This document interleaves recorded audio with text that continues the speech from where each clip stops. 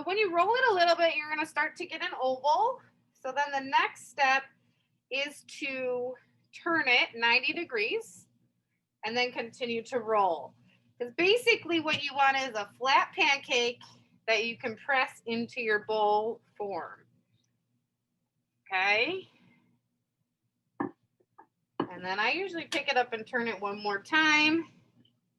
And I'm down to the sticks. So mine, I can keep rolling, but it won't get any thinner. Okay? If this isn't quite big enough for your bowl mold, you could remove the sticks and gently roll it just a tiny bit. You just have to now be careful because you have to manually make sure you don't get too skinny. Next step is to take your bowl and wrap it in a plastic bag. Okay, so I have my bowl. We gave you an extra plastic bag. And if you're doing a coil bowl, you're going to have to do this step as well. So you're just going to go ahead and put the plastic bag as smoothly as you can in your bowl. What the plastic is doing is it's making sure the clay doesn't suction to the bowl because you don't want it to stick. You're going to pick up your slab and you're going to gently form it into the bowl. So I'm going to kind of lift the side, use the back of my hand, and I'm going to slowly work it into the shape of my bowl. If you get a tear, do not worry, I'll show you how to fix it. So you're going to keep working until it's all the way done. Okay, so my Sgraffito people can go ahead and start rolling your flat slab, getting it in your bowl. I'm going to set mine to the side and talk to my coil bowl people on from last time. Okay, so I'm going to go back to my Sgraffito people. I'm going to go ahead and I'm going to try to make a rip in mine. I may have to manually just tear it a little just because I want to show you how to repair it. So say when you're pressing it in there, you get a tear and you're like panicking, I don't want to start all over. No big deal. All you're going to do, you're going to tear an extra piece of clay off from the edge that you're not using. Then you're going to take the regular gray slip. You're going to dab a little bit on because it's just going to help it to kind of meld together. You're going to push it in, but then you've got to smooth the two pieces together. If you just were to push it in, it won't stay. But if you smooth it together, then you'll be all good. Now I have it's not a super long fingernail, but it's long enough that if I smooth this way, I'm going to scrape it. So you kind of have to use, if you've got longer fingernails, you know, you may have to use a different finger to smooth with. Okay? And it's totally repaired. It's going to look good when it comes out. It's going to look exactly like that. So my next step, if you're making a Sgraffito bowl, is to trim it. So in your kit, you were given a paper clip. This is our multi-purpose tool. But this one we're going to use to trim our bowl to make it look good. So you can see I used some of the clay when I was making my coils. Depending on the shape of your bowl, you're either going to run the paper clip around the outside edge to cut off pieces, or sometimes students prefer to go straight down and cut it so that it ends there. So whichever way you decide, if you had a bowl that had kind of a flat rim, you're probably going to go vertical all the way around. I think my hand's blocking it. And just running the tool all the way around the outside just to trim it. And you're going to go back and you're going to smooth it. So you're not going to stress if it's not perfect. I like to do it in little sections. Okay. But right now I've got a much better looking bowl. My other option for cutting, because this guy just kind of has a flat top, if I wanted to, I could use my paper clip along the side flat, and I could make it flat. Instead of this way, it had a little bit of a lip over it. There's not one wrong or right. It just depends on what way looks better to you. Okay. Then before we can advance to the next step for Sgraffito, you're either going to use a little bit of slip on your finger or a little bit of water, and you're just going to round out any sharp edges and smooth any little dents or dings and make your bowl look really beautiful before we advance to the next step. Okay? Okay. So now my Sgraffito people, you've got your bowl, you've trimmed the edge, and hopefully you've had a little bit of time to go back and start to smooth it. And if you're not as fast as mine, that's no problem, okay? The final step for today for the Sgraffito people is to paint on your colored slip. And it's eventually gonna need 2 coats of this. So you should have been given a brush. Some of you have a brush like this, some of you have a foam brush, doesn't matter. And you're literally just painting the entire surface with a coat of the colored slip. So it's clay that you're painting on. It's just the clay has been dyed with something called mason stain. So it's just like different minerals that fire to different colors that are mixed in there. But it's just mixed in with the slip. Excuse me? Yes. Are we painting this right now? If you get yours all smoothed. Good question. So you have to smooth first, and then you would get it coated with the slip. Now what's going to happen is this slip is very juicy right now. So if you were to wrap this up and put it away, the bag would make the slip all kind of gross. So what you really need to do once you get that first layer of slip on is kind of leave it open to the air for about an hour. And then you can come back and you can just kind of loosely close it with the same bag that it's wrapped on.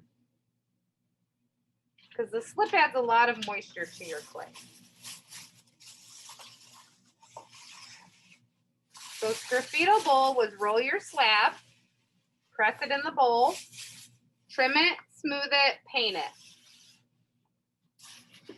Coil bowl people, you're rolling your coil, putting in 3, 4, 5 coils, and then you're going to go ahead and smooth it on the inside. Coil bowl people, I'll show you what I have started and then I'll show you to do it. Again, you're starting by wrapping your bowl, okay? Then we're going to be rolling snakes of clay and making our pattern with that. So this is one that I started yesterday.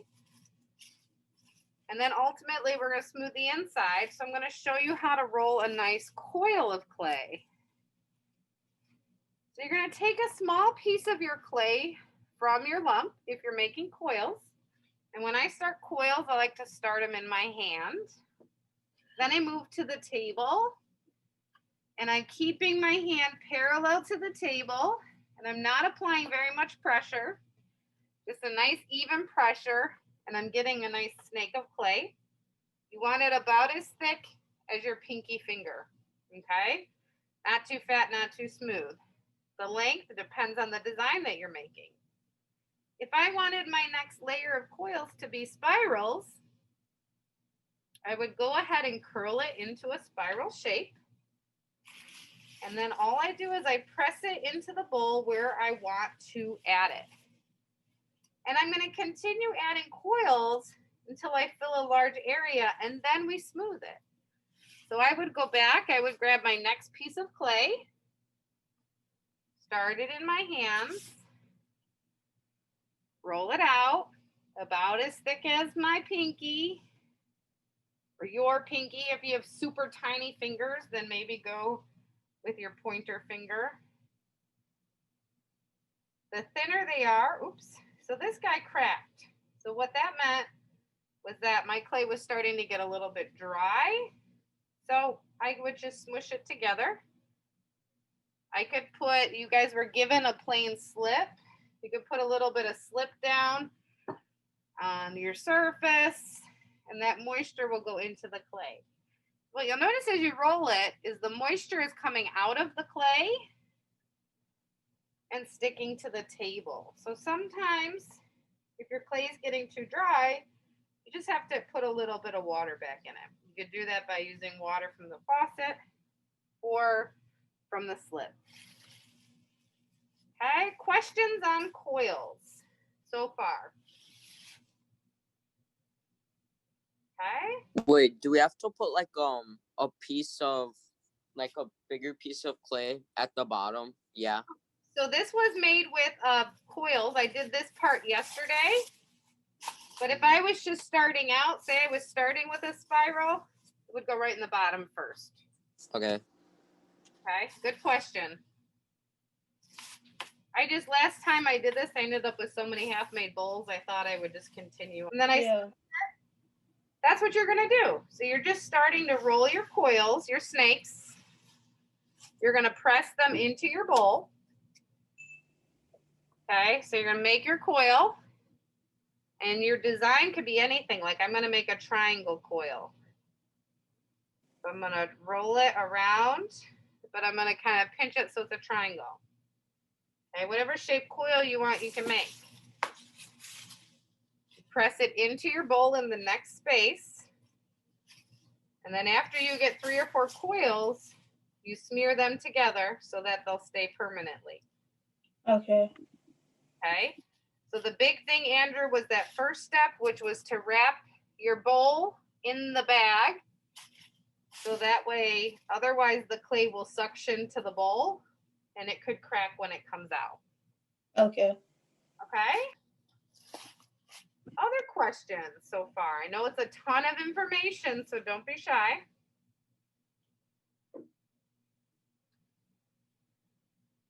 So I'm going to set this to the side. I'm going to do a couple more coils for you guys, and then I'm going to show you the smoothing step for coils. So I know I'm bouncing back and forth because I kind of like the idea of you guys having the choice of the way to make it. You guys are doing a great job paying attention. I've got my next coil. I'm going to put it in the next spot in my bowl. Now, if you look at my bowl, in between my spirals, I have a gap. So what I usually do, you don't want to have a hole in your bowl. I usually roll a small sphere of clay. That was too big. And you can roll it flat on the table.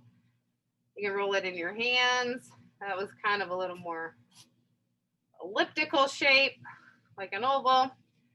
And then I could just press this into that gap. Okay? And I'm going to make one more. And then I'm going to show you your final step for the coil bowls. So I'm going to press that guy in there. So now, if I left this and I didn't do anything else, this whole thing would fall apart as soon as it dried. But if I smear the clay together, okay, sometimes I like to use the back of my fingernail. You could decide what you like, just because I hate the feeling of clay underneath my nails. But this is called luting, L-U-T-E, like flute without the F. And when you lute the clay together, you're basically just blending the clay and you're telling it to stick together. So your first round of blending, it's going to look a little bit rough. And then you just go back over it and you smooth it.